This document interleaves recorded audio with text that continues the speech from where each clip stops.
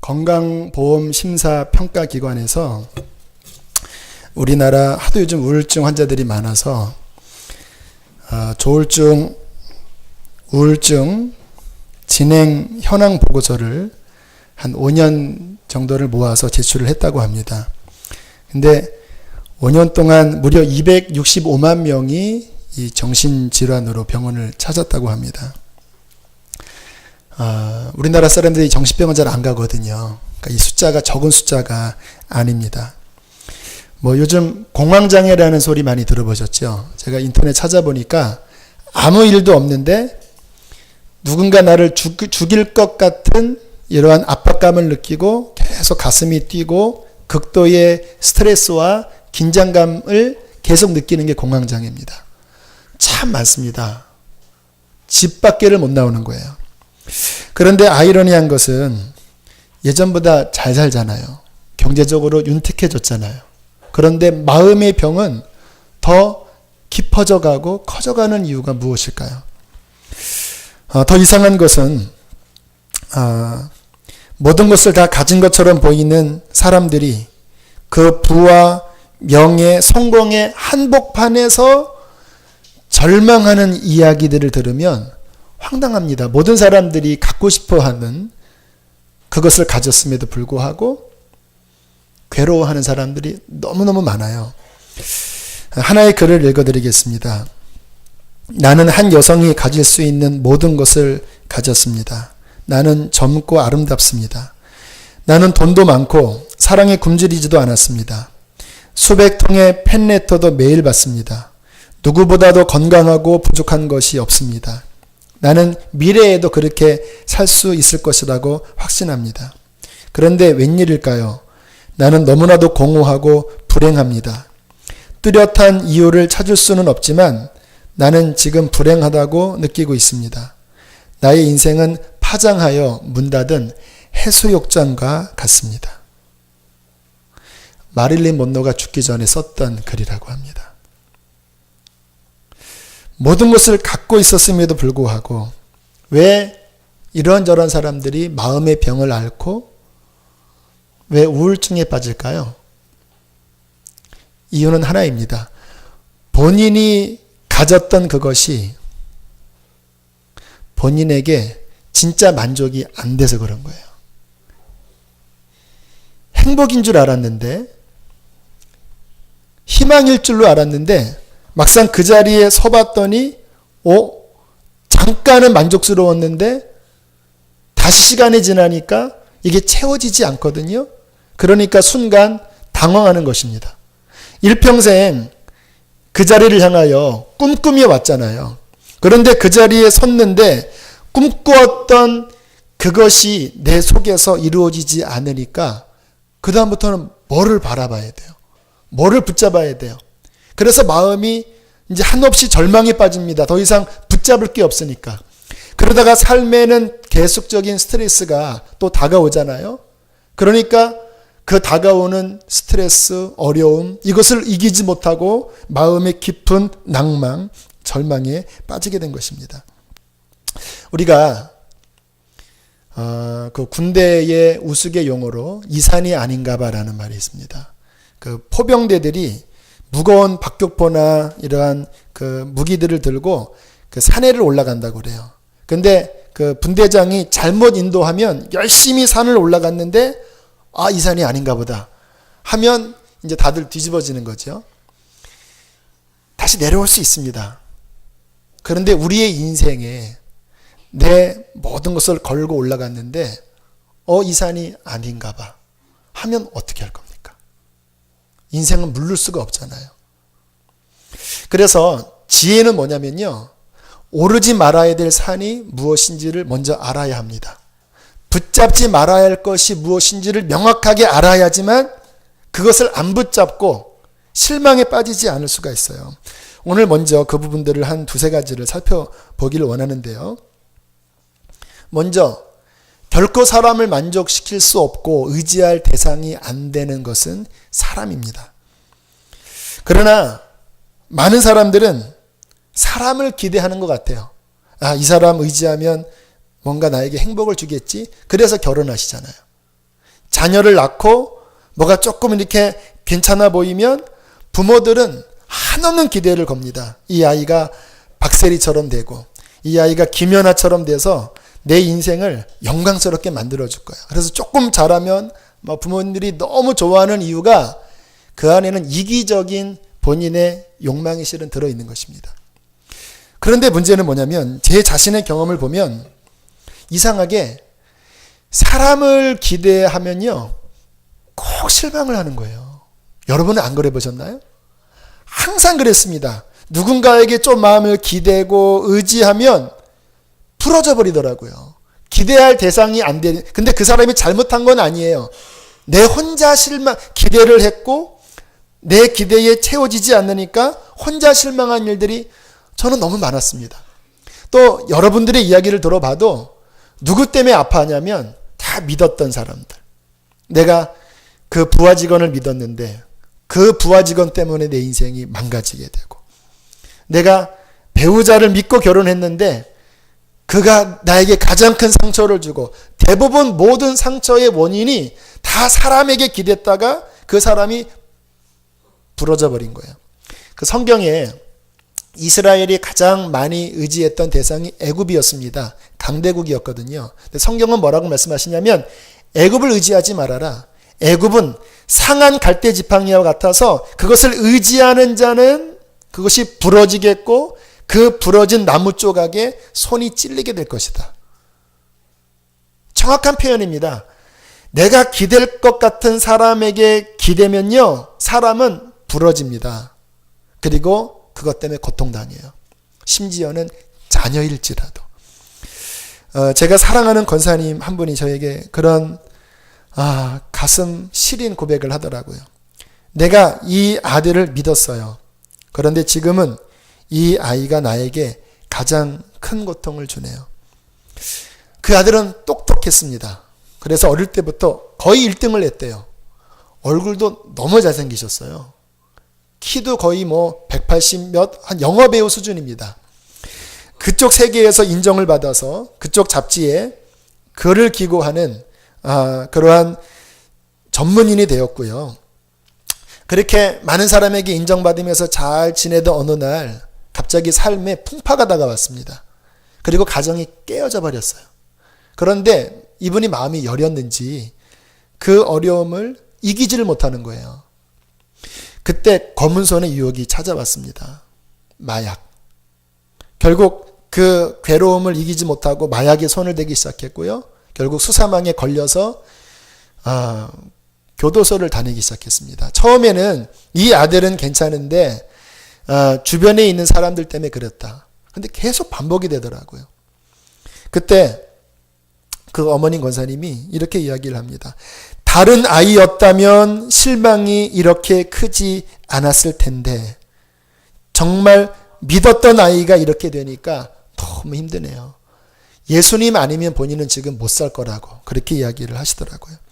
우리에게 이러한 일들은 너무나 많습니다. 성경은 이렇게 말씀을 하십니다. 너희는 인생을 의지하지 말아라. 그의 호흡은 코에 있나니 수에 칠 가치가 어디 있느냐. 그 코 한번 틀어 막으면 인생의 모든 것들은 그 순간에 흙으로 그냥 무너져 버린다라는 거예요. 여러분, 우리가 사람을 왜 의지하지 말아야 되냐면 그 사람이 문제가 있어서 그런 게 아니라 사람은 그 자체가 다 질그릇입니다. 나도 나 하나를 제대로 못하겠는걸요. 저도 제 자신을 솔직히 못 믿겠습니다. 그러니 누구를 의지하겠습니까? 좀 기댈 것 같다고요?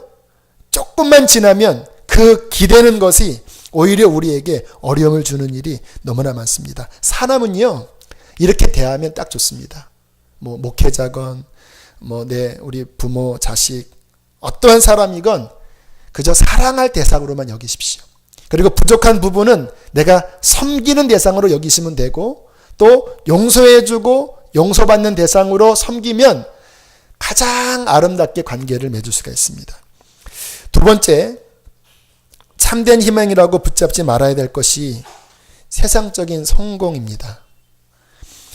제가 아는 분 가운데 인천에 있는 항공대학을 나오고 그 자동차 업계에 들어가셔서 인기 있는 차를 설계하신 유능한 인재가 계십니다. 뭐 젊어서 성공한 거면 성공을 한 것인데 그분이 그렇게 이야기를 하시더라고요. 대우자동차에 계셨는데 어느 날 이렇게 회의를 하고 또 이제 회사의 여러 가지 일들을 하다가 문득 이사님의 얼굴을 봤대요. 이사면 그쪽 세계에서 가장 꼭대기까지 간 거거든요. 평사원으로 꼭대기가 이사잖아요. 얼굴을 가만히 보는데 행복해 보이지가 않더라는 거예요. 얼굴이 찌들어져 있고 돈을 좀 많이 벌지 몰라도. 그리고 무슨 생각이 들었냐면 내가 지금 20년 정도를 열심히 해서 혹시 갈 수 있는 최고의 자리라면 저긴데, 그것도 뭐 대부분은 미끄러지잖아요. 최고의 자리가 저긴데, 그런데 지금 저 자리에 가 있는 사람을 오늘 보니까 안 행복해 보이다라는 거예요. 굉장히 이분이 충격을 받았습니다. 결국 그 충격에 고민하다가, 이분이 아버님이 목사님이셨거든요. 신앙은 별로 없으셨다고 합니다, 원래는. 그런데 이러한저러한 마음의 결정을 하고 회사를 그만두시고 결국 신대원에 가셔서, 제가 공주에서 첫 목회할 때 같은 지방에서 그 전도사님으로 계셨어요. 제가 여쭤봤습니다. 지금은 어때요? 할아버지 할머니들 그 시골 교회에서 섬기고 있는데 행복해요 하는데 얼굴이 이렇게 밝더라고요. 행복해요. 많은 사람들이, 모든 사람이 부러워하는 세상적인 성공, 그 자리를 추구하는데 문제는 뭐냐면 그 자리에 가도 잠깐 좋은 건 있겠죠. 뭐 집이 늘어나고 뭐 내 삶에 누릴 수 있는 것이 많을진 모르지만 결정적인 문제는 뭐냐면 그 물질이, 그 자리가 내 마음 하나는 만족시킬 수 없다라는 데 문제가 있습니다. 내 마음을 만족시키지 못하라는 거예요. 좋은 집을 쏟아부어도, 재산을 쏟아부어도 그때는 반짝 좋지만 우리 마음은 오묘해서 세상 피조의 어떠한 것으로 완전히 만족이 안 돼요. 그러니까 뭐 가져봤지만 별거 아니네 라는 생각이 드는 거예요. 그 다음에 모든 것이 안전하지 않잖아요. 또 삶의 풍파가 오는데 그 다음부터는 당황하는 것입니다. 왜? 이 자리에 가서 모든 것을 누릴 줄 알았더니 내 마음도 만족시키지 못하고, 그리고 계속 환란이 오니까 더 이상 붙잡을 것이 없어서 이런저런 쾌락을 쫓다가 결국은 무너지는 일들이 얼마나 많은지 모릅니다. 세상적인 성공뿐만 아니라 돈도 마찬가지입니다. 성경은 이렇게 말씀을 하고 계십니다. 잠언서 23장 5절에 보면 내가 어찌 허무한 것에 주목하겠느냐, 정령이 재물은 스스로 날개를 내어 하늘을 나는 독수리처럼 날아가리라. 돈 쫓지 말라는 겁니다. 잡은 듯 하지만 언젠가는 그 재물이 날개를 달고 후루룩 하고 날아간다라는 거예요.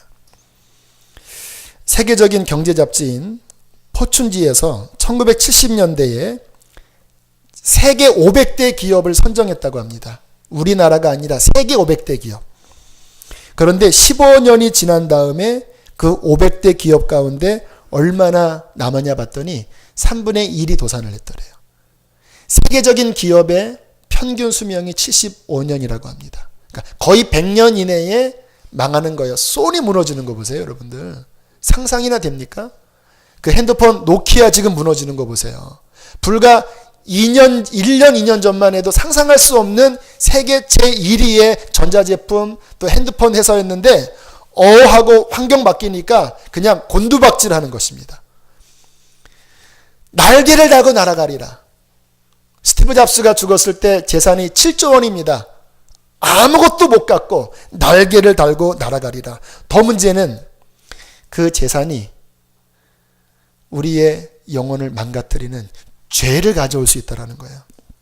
어떤 목사님이 아들이 신앙이 없는데 사업이 잘 돼서 막 성공을 할 때 한숨을 쉬면서 그렇게 이야기를 하시더라고요. 젊고 돈이 많으면 반드시 죄 짓는다. 망하기를 바라는 거예요. 성경은 이렇게 말씀하십니다. 우리가 세상에 아무것도 가져온 것이 없음에 또한 아무것도 가지고 가지 못하리니 우리가 먹을 것과 입을 것이 있은즉 족한 줄로 알 것이니라. 부하려 하는 자들은 시험과 올무와 여러 가지 어리석고 해로운 욕심에 떨어지나니 곧 사람으로 파멸과 멸망에 빠지게 하는 것이라. 돈을 사랑함이 일만하게 뿌리가 되나니 이것을 탐내는 자들은 미혹을 받아 믿음에서 떠나 많은 근심으로써 자기를 찔렀도다. 돈 때문에 신앙 팔아먹고 돈을 쫓다가 많은 어려움에 빠져서 자신을 찌르는 일들이 벌어진다는 것입니다. 돈이 위험한 것입니다. 돈은요, 추구할 것이 아니라 우리가 진정한 목적을 향하여 달려나가고 성실하게 하면 하나님이 먹을 것, 입을 것, 살 것을 더하시고 따라오게 하시는 거예요. 돈이 따라오게 해야지 그거를 쫓아가면 그것은 날아가 버리고 오히려 우리의 인생을 찌르는 것이 된다는 것입니다. 그런데 안타깝게 많은 사람들이 지금 제가 말씀드린 이 세 가지를 쫓아요. 사람을 쫓고 세상적인 성공을 쫓고 돈을 쫓고. 그런데 한번 보세요.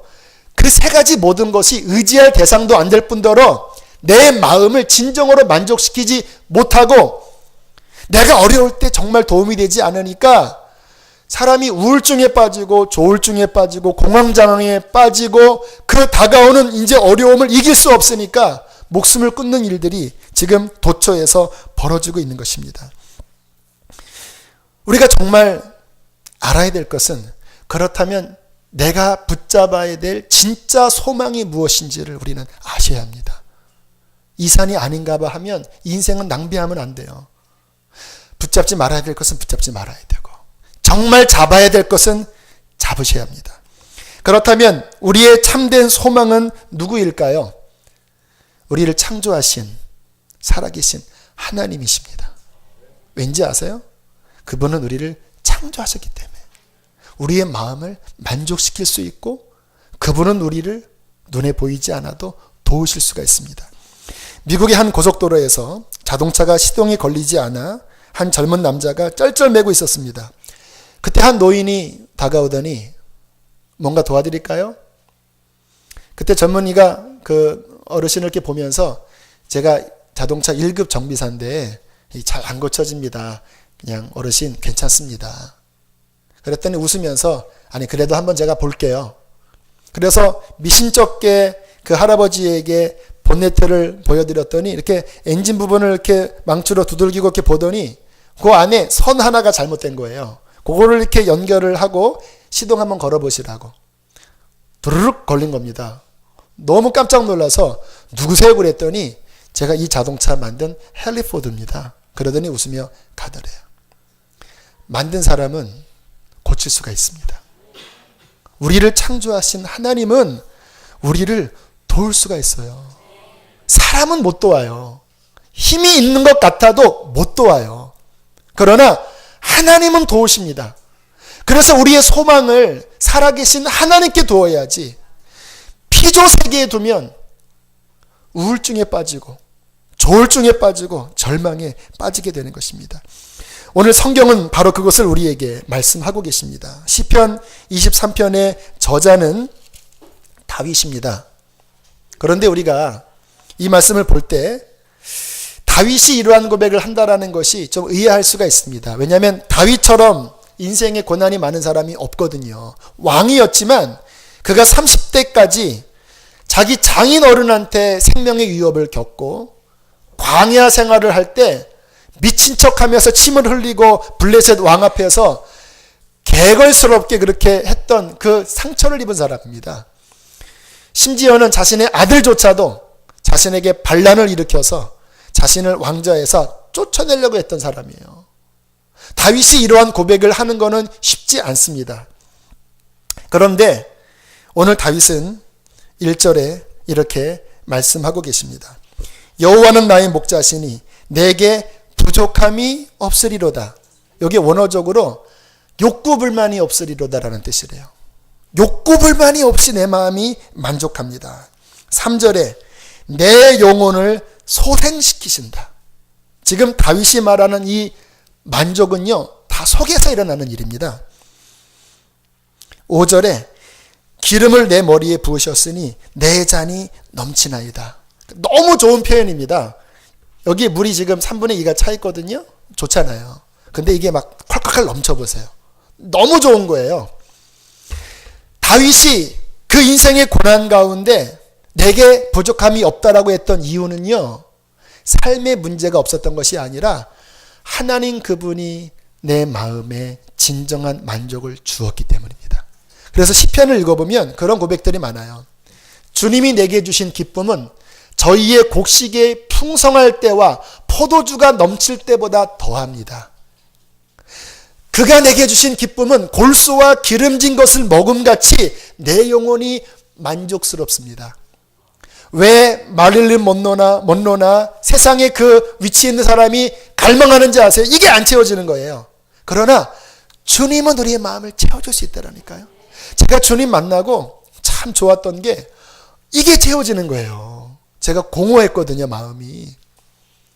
그 공허한 마음을 어떻게 달랠 길이 없었는데 하나님을 만나고 하나님이 제 마음속에 들어오는데 그 깊은 공허함이 채워지면서 좋다, 행복하다, 평안하다, 이게 느껴지는데 이게 진짜구나, 이게 하나님이 진짜구나라는 것을 제가 아주 정확하게 느낄 수 있었습니다. 두 번째는요, 이 시편 23편에 나와 있는 말씀 가운데 반복되는 말씀이 2절 그가 나를 인도하시는도다, 3절 그가 의의 길로 인도하시는도다, 4절 사망의 음침한 골짜기에서도 나와 함께 하심이라, 6절 나의 평생의 선하심과 인자하심이 반드시 정녕 나를 따를 것입니다. 하나님이 함께 하신다라는 거예요. 세상 사람들이 왜 무너지는지 아십니까? 도와줄 자가 없어서 그래요. 그러니까 혼자 힘으로 잘 살아가다가 막 비바람이 몰아치면 확 무너져 버리는 거예요. 정상까지 갔다가 추락해 버리는 거예요. 붙잡을 자가 없으니까. 그런데 우리의 삶의 신비는 뭐냐면 이렇게 위태위태하기도 해요. 막 어려움도 있어요. 그런데 넘어질만 할 때 누군가가 우리를 붙잡아 주시는 거예요. 그게 신비입니다. 오히려 고난의 한복판에 들어갔는데 그 고난에 삼킬 듯 하다가 오히려 그것이 합력하여서 오히려 하나님 앞에 쓰임받을 수 있는 놀라운 재료로 확 역전되는 일이 얼마나 많은지 모릅니다. 1932년 시카고에 토마스 도슨이라고 하는 찬양 사역자가 있었다고 합니다. 그의 아내가 임신 중이었고요. 어느 날 이렇게 집회를 하고 있는데 급하게 연락이 왔습니다. 아내가 위독하니 빨리 와라. 부랴부랴 짐을 싸들고 새벽녘에 아내에게 갔더니 아내가 아이를 낳다가 그만 죽었다고 해요. 태어난 아이도 2시간 만에 역시 죽게 되었습니다. 토마스 도슨은 장례 이후에 그 충격과 고통을 이기지 못하고 정신 이상이 와서 제가 가만히 들어보니까 그 우울증과 공황장애였던 것 같아요. 집 밖에를 나가지 못하고 수년간 그냥 정말 폐인처럼 집거 생활을 하는 그 인생의 나락으로 떨어졌다고 합니다. 어느 날 가까운 친구가 토마스 도슨을 안타깝게 여기고 자신이 근무하고 있는 학교로 데리고 갔다고 해요. 방학이었나 봐요. 교실은 비어 있었고 앞에 피아노가 있었는데 문득 피아노를 바라보고 있었던 토마스 도슨의 마음에 피아노를 쳐보고 싶은 마음이 들었습니다. 그리고 건반 위에 앉았는데 피아노를 치지 못하고 그냥 머리로 피아노를 꽝 하고 받았다고 합니다. 그리고 기절해서 쓰러졌는데 꿈을 꾼 거예요. 하얀 눈송이가 송이송이 떨어지는데 그 안에 알파벳이 들어있는 겁니다. P-R-E-C-I-O-U-S-L-O-R-D Precious Lord, take my hand. Lead me on, let me stand. 글자가 연결되는데 귀하신 주여 내 손을 붙잡아 주소서. 나를 이끌어 일어나 서게 하소서.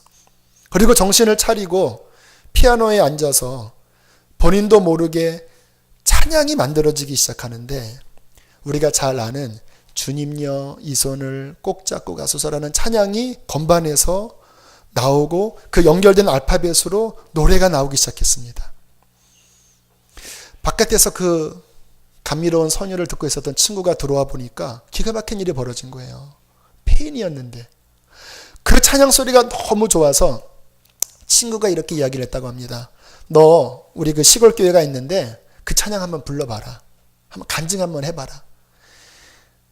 그동안 집 밖을 나오지 못했지만 용기를 내어서 그 요 정도 되는 교회였을 것 같아요. 시골 교회에서 본인의 간증과 이 찬양을 부르는데 갑자기 그 예배 중에 강력한 하나님의 성령이 임하신 것입니다. 수많은 사람들이 눈물을 흘리고 가슴에 상처가 치유받고 그때 토마스 도슨의 마음속에 이런 음성이 들렸습니다.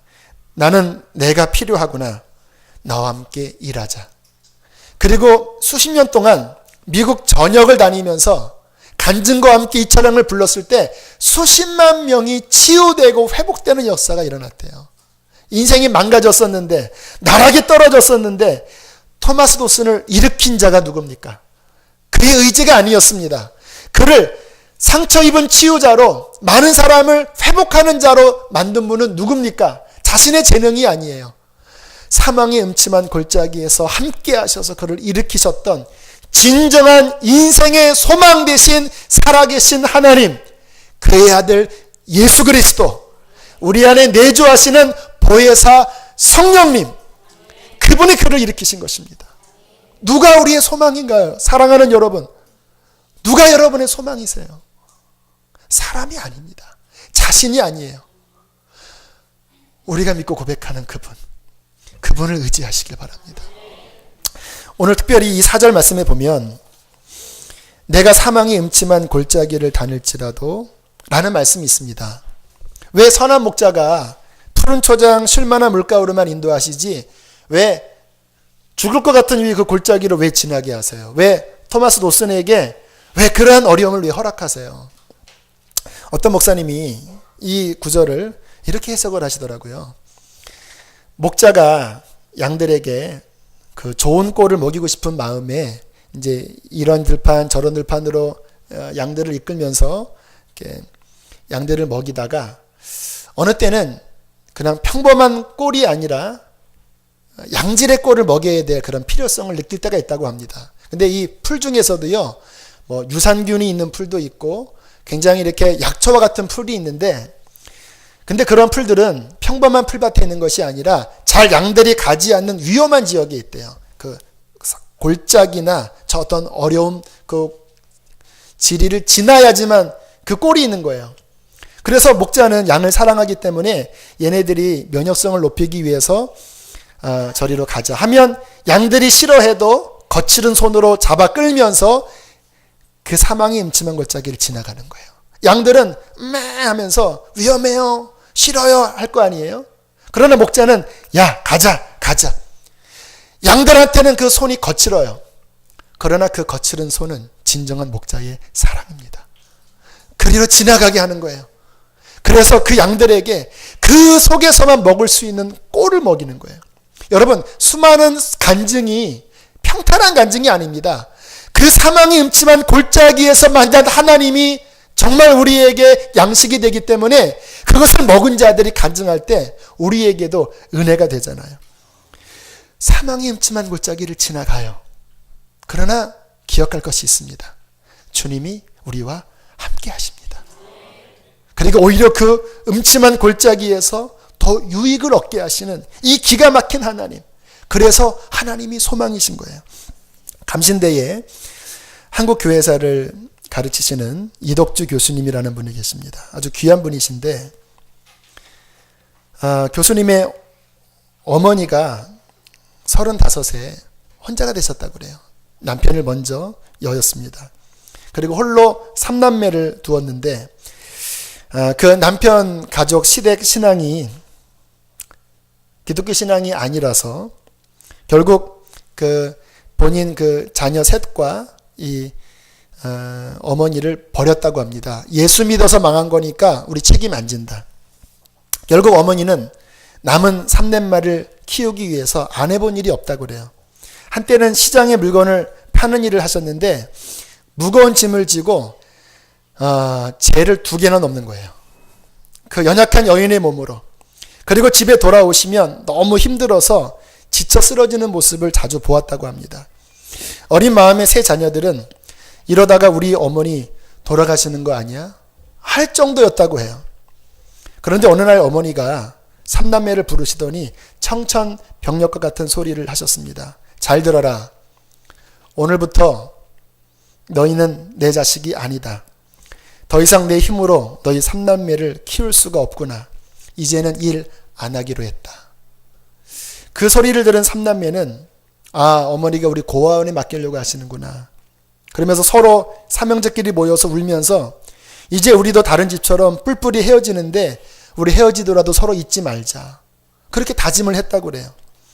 그런데 고아원에 맡기지는 않으셨고 또 일하러 나가시지도 않으셨고 매일 아침 일찍 나가서 그리고 식사 때면 들어오셔서 밥을 해주시고 또 나가시는 거예요. 삼남매가 도대체 어머니가 어디 가시나 몰래 뒤를 미행을 했는데 교회를 가시더랍니다. 그리고 교회에서 기도하시는 어머니의 기도 소리를 들었습니다. 이렇게 기도를 하셨습니다. 하나님, 나를 당신의 자녀라고 말씀하지 않으셨습니까?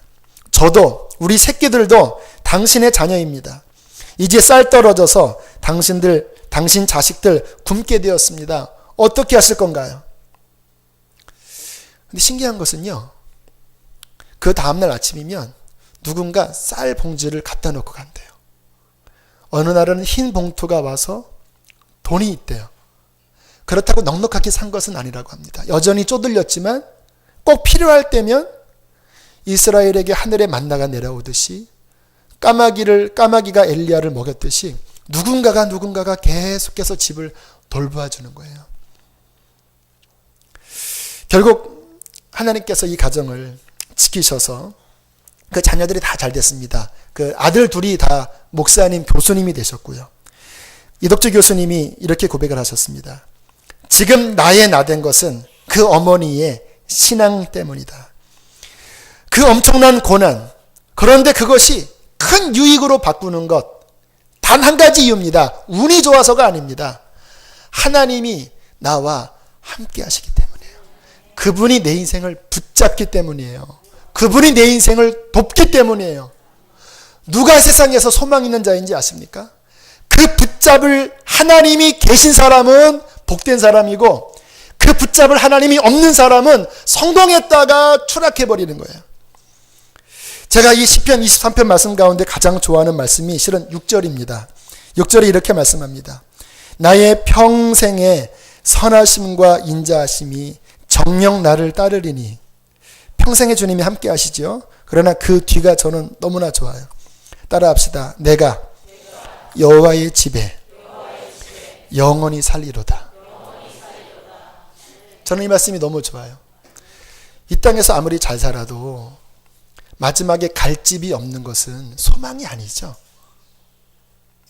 스티브 잡스가 7조 원을 남겨놓고 죽었을 때 갈 집이 없었습니다. 그 자서전에 보니까 어렸을 때 기독교를 버렸다고 하더라고요. 갈 집이 없는 거예요. 해가 뉘엿뉘엿 지고 이제 땅 따먹기 하고 구슬치기 하고 내 주머니가 불룩해졌을지 모르지만 해가 뉘엿뉘엿 지면 내가 모았던 딱지 구슬 별 의미가 없죠. 내가 얻었던 그 땅 별로 의미가 없습니다. 해가 뉘엿뉘엿 질 때는 무슨 소리가 필요하냐면 어머니의 얘야 집으로 돌아와라, 밥 먹어라, 쉬어야지. 우리 인생의 그 마지막에 갈 집이 있는 자가 바로 우리들입니다. 나의 평생의 선하심과 인자하심이 정녕 나를 따르리니 내가 여호와의 집에 영원히 거하리로다. 그분이 나의 목자가 되셔서 내 삶이 이 땅에서도 나와 함께 하시고 나의 고난 가운데서도 도와주시지만 진짜 소망은 내 인생이 언제 끝날지 모르지만 그 이후에 갈 집이 있는 이 소망은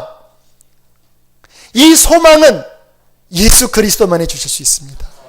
돈이 못 줍니다. 세상이 못 줘요. 살아계신 하나님이 주십니다. 여러분, 무엇을 바라고 계십니까? 무엇 붙잡으려고 나가세요? 교회는 다니지만 하나님 안 붙잡고 세상 붙잡으면요 부러진다 그러니까요. 하나님을 붙잡으십시오. 눈에 보이지 않지만 살아계신 분이십니다. 정말 나를 도울 수 있는 분이십니다. 내 평생 선하심으로 사랑으로 내 삶을 보호하여 이끌어 가시다가 내 인생의 어둑어둑한 저녁이 될 때에 영원한 나의 본향, 영원한 나의 집, 내 아버지의 쉴 곳, 그 참된 소망으로 그분은 나를 이끌어 주실 것입니다. 주님께 손을 내미십시오. Precious Lord, take my hand. 귀하신 주여, 내 손을 붙잡아 나를 이끌어 주소서. 따라합시다. 주님만이 나의 소망이십니다. 우리 시간 이 찬양을 주 앞에 드렸으면 좋겠습니다.